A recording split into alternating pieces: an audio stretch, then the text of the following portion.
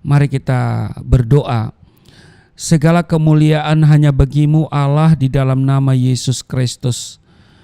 Kami datang di hadapan-Mu mengucap syukur. Di hari ini kami boleh berada di hari Minggu, di Minggu Advent yang keempat, 24 Desember 2023. Terpujilah Engkau yang selalu menyertai dan memberkati kehidupan kami. Dan saat ini kami akan membaca, mendengar, dan merenungkan firman-Mu. Urapi kami, buka hati pikiran kami, apa yang kami baca dari Alkitab, apa yang kami dengar dari firman-Mu, tidak untuk kami lupakan, tapi itu termaterai dalam hati kami dan menjadi rema dalam hidup kami. Urapi kami semua, buka hati pikiran kami. Urapi hamba-Mu yang tidak ada apa-apanya. Kiranya Roh Kudus menuntun saat kami membaca, mendengar, dan merenungkan firman-Mu. Kami tolak setiap roh, setiap kuasa yang tidak memuliakan Tuhan. Setiap roh dan kuasa yang merampas perhatian, konsentrasi, yang mencuri kebenaran firman-Mu, kami patahkan, hancurkan dalam nama Tuhan Yesus. Kemuliaan-Mu memenuhi tempat di mana kami berada, memenuhi hati dan pikiran kami, bahkan di setiap kata dan kalimat yang keluar dari mulut hamba-Mu. Setiap kami yang mendengar, kami diberkati, berakar, bertumbuh, berbuah di dalam Engkau. Di dalam nama Tuhan Yesus, haleluya, amin. Bapak Ibu, kita lihat di Matius pasalnya yang kelima, pada ayat 17 saja ya. Perikop dari Lembaga Alkitab Indonesia, Yesus dan Hukum Taurat. Ayat 17 berkata begini, "Janganlah kamu menyangka bahwa aku datang untuk meniadakan hukum Taurat atau kitab para nabi.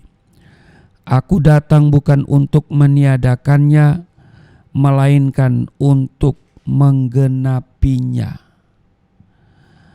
Bapak Ibu, kebebasan adalah jati diri manusia, sekaligus hak istimewa yang Tuhan berikan kepada manusia, yang membuat manusia memiliki kehendak bebas untuk mencipta, merasa, dan berkarya. Namun Bapak Ibu, saudara-saudara yang diberkati oleh Tuhan Yesus, dalam prakteknya kebebasan itulah yang justru menjerumuskan manusia ke dalam kejatuhan.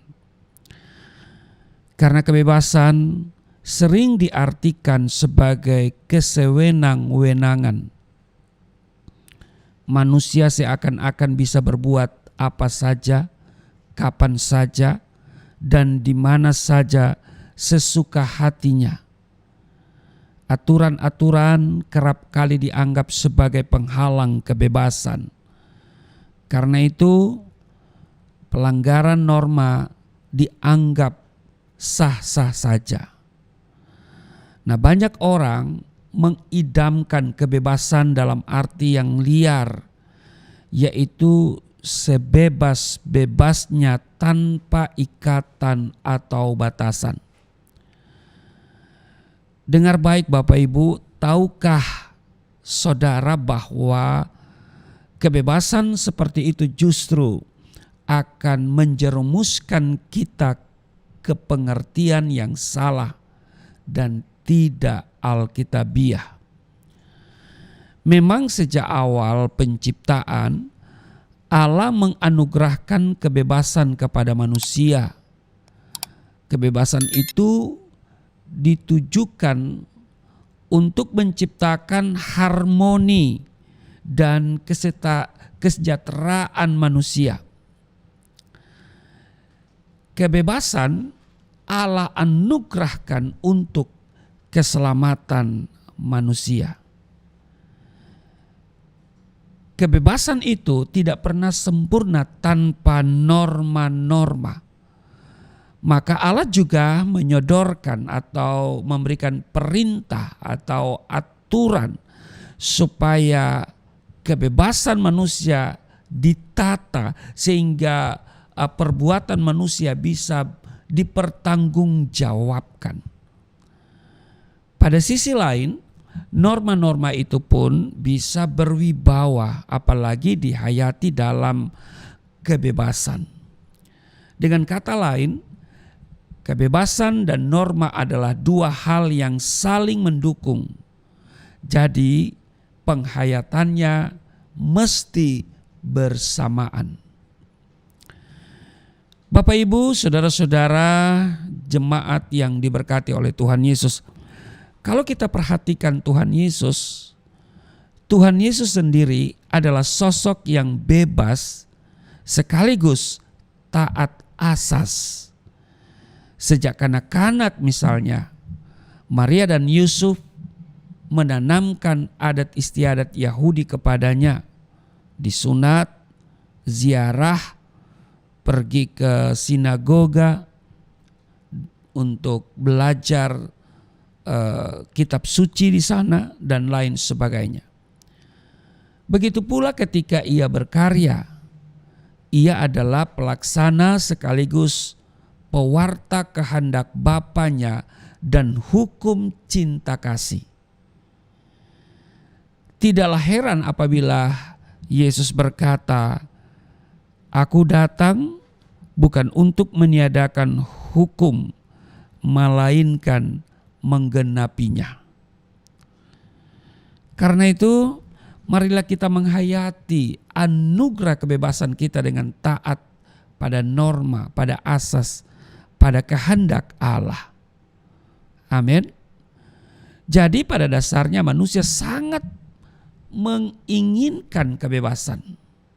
Tetapi pada kenyataannya sangat tidak mungkin kebebasan yang unlimited, tanpa batas diberikan kepada seseorang. Mari kita lihat contoh kebebasan yang terdapat dalam Alkitab.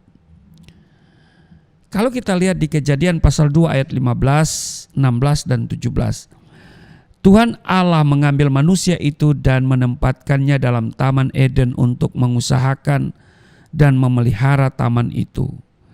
Lalu Tuhan Allah memberi perintah ini kepada manusia. Semua pohon dalam taman ini boleh kau makan buahnya dengan bebas.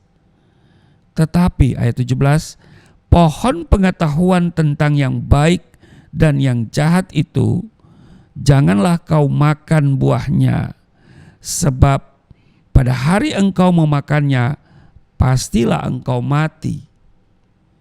Demikian di Kejadian pasal 2 ayat 15, 16, 17.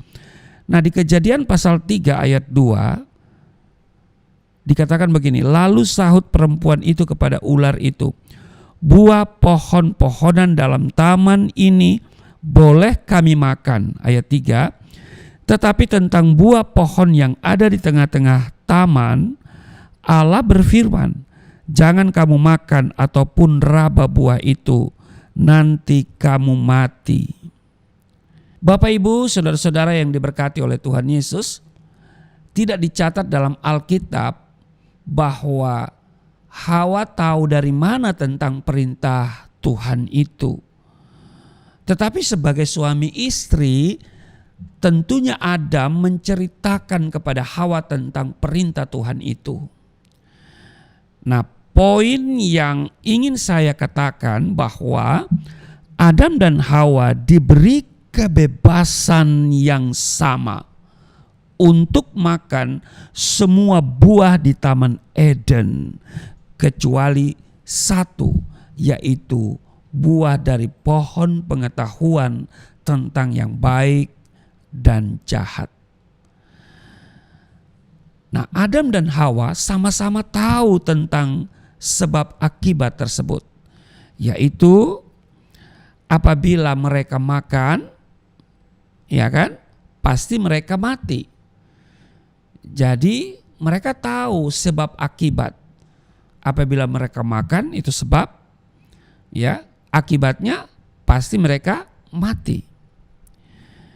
Tetapi mereka memilih untuk makan, ya kan, dan menanggung akibat dari perbuatan mereka sendiri.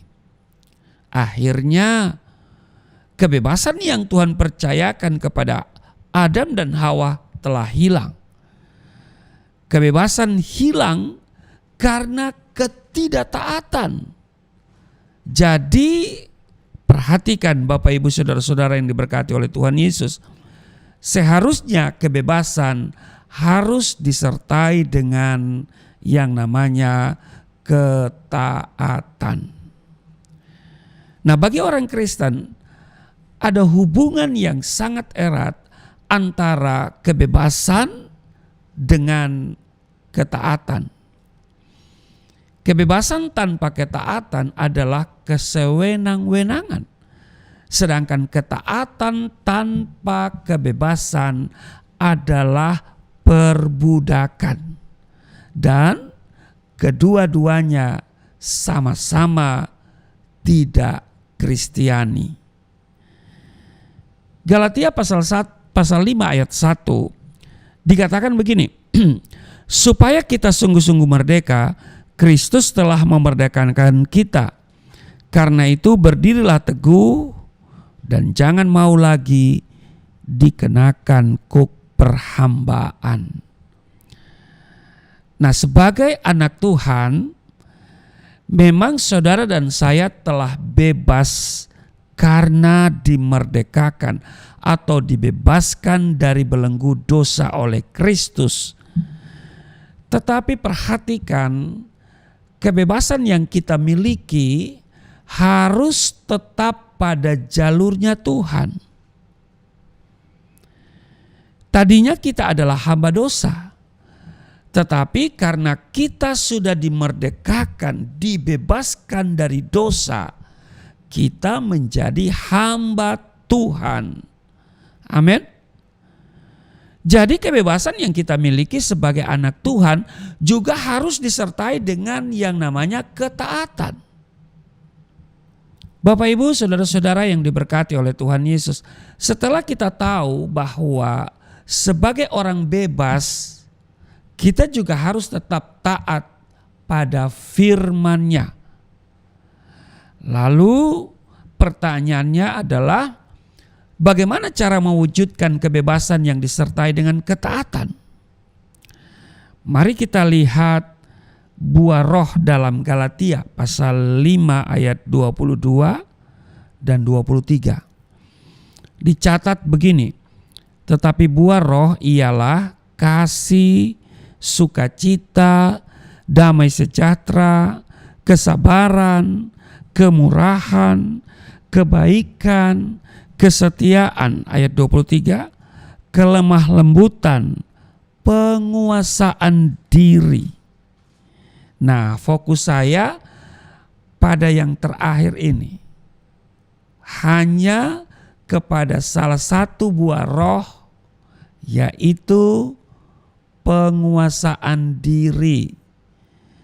Nah, di dalam terjemahan baku ya dikatakan penguasaan diri, atau biasa kita kenal dengan self control.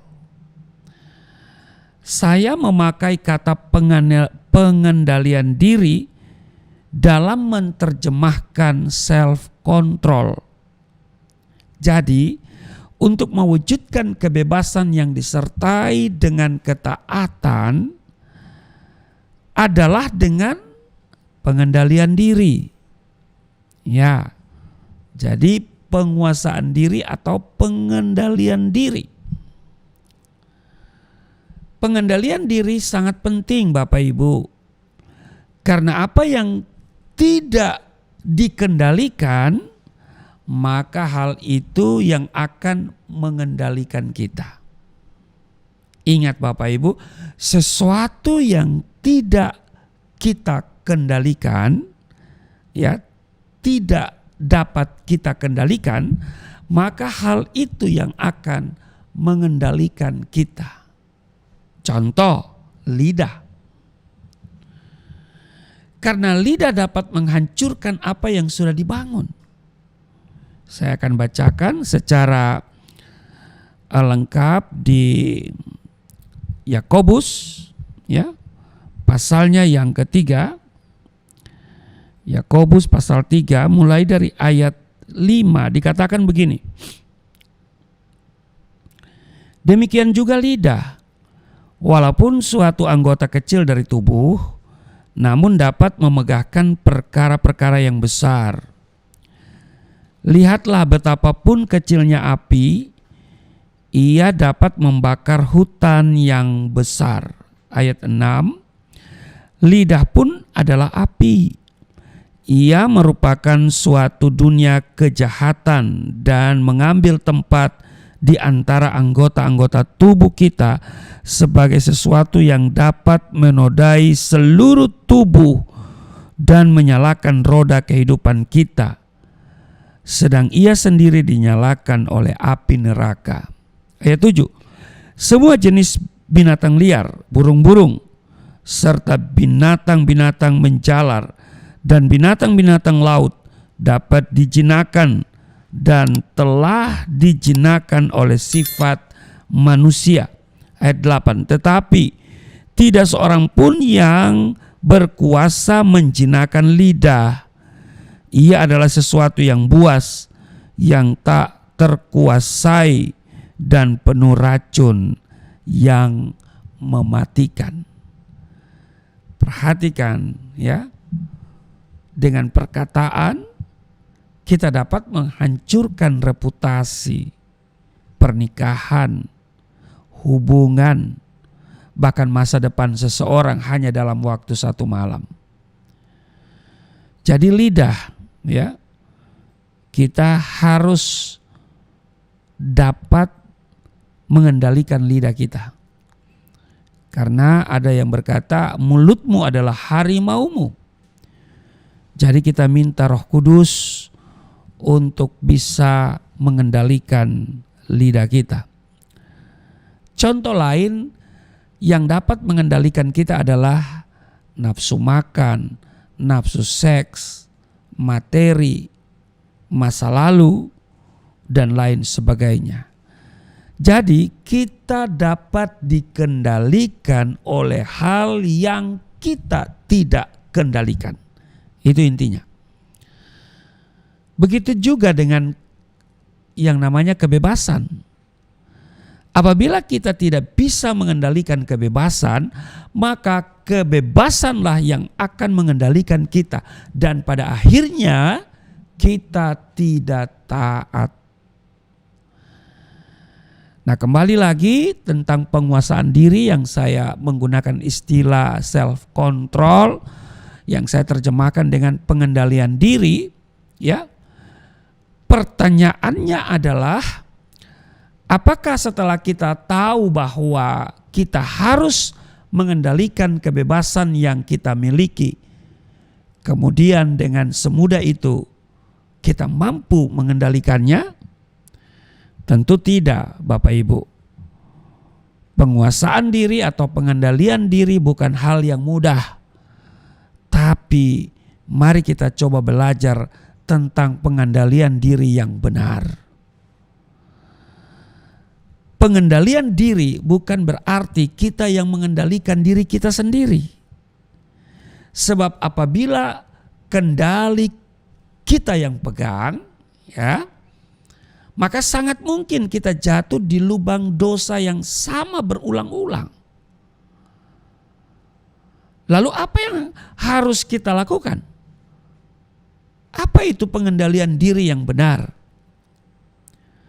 Bapak, Ibu, saudara-saudara yang diberkati oleh Tuhan Yesus, ada hal yang harus kita ingat, bahwa pengendalian diri adalah bagian dari buah roh. Perhatikan kalau di Galatia pasal 5 itu, ya, buah roh, ya, bukan buah roh kecil, ya, tapi buah roh dengan R besar. Ya, jadi perbedaannya pada huruf besar. Di dalam Galatia 5:22 kata buah roh, ya, terjemahan terjemahan baru diterjemahkan dipimpin roh Allah. Itu dalam bahasa Indonesia sehari-hari, ya. Jadi kata dipimpin tetapi buah roh ialah, ya, buah roh.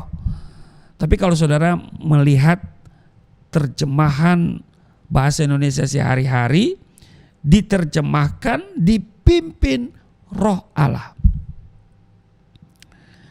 Jadi pengendalian diri yang benar adalah berikan kendali hidupmu ke tangan Tuhan Yesus Kristus. Biarkanlah Tuhan yang mengendalikan hidupmu. Ini yang benar. Jadi kita menyerahkan seluruh hidup kita dalam otoritasnya Tuhan. Ya kan? Dia yang mengendalikan hidup kita. Dia yang berotoritas atas hidup kita. Kita hanya mengikuti. Amin.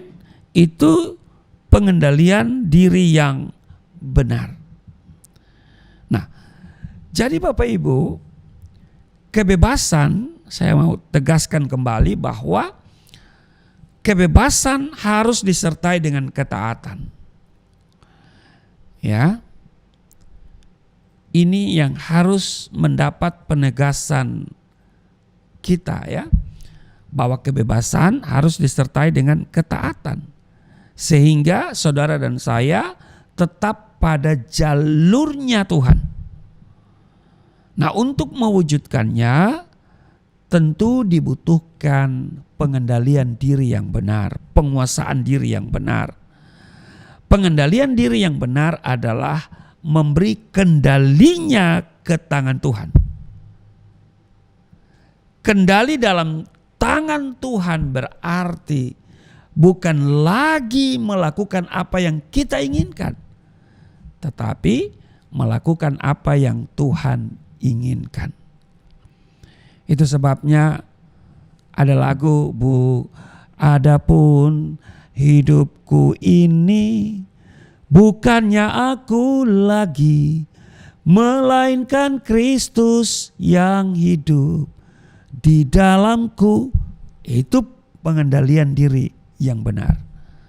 Jadi kita hidup, ya, bukan kita lagi, bukan aku lagi, tetapi Kristus yang hidup di dalam kita. Dia yang pegang kendali kita. Maka semuanya akan beres. Amin. Tuhan Yesus memberkati.